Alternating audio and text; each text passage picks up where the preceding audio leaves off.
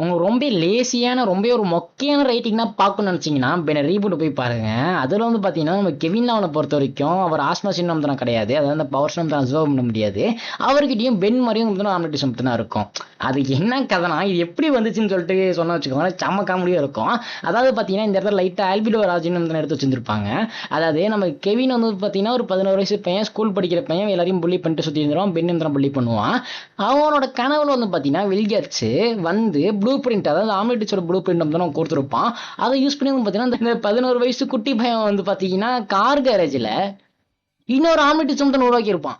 ஒண்ணுமே சொல்ல முடியலங்க என்னால இந்த ஆர்ஜினை பார்த்ததுக்கு அப்புறம். எப்படா கார் கரைச்சல் எப்படா ஒரு ஏலியன் டெக்னாலஜி வந்து உருவாக்க முடியும்? அது மட்டும் இல்லாம அதில் ஏலியன்ஸ் டிஎன்ஏஸ் கூட வந்து இருக்கும். அதை ஆட்டையே போறது கடைசியில் வந்து பார்த்தீங்கன்னா வில்கேட்ஸ் வருவான். வேணா நீங்களும் வேணா போய் பாருங்க பெட் ரீமோட்ல, உங்களுக்கு தான் தெரியும் நான் ஏன் இப்படி சொல்றேன்னு சொல்லிட்டு.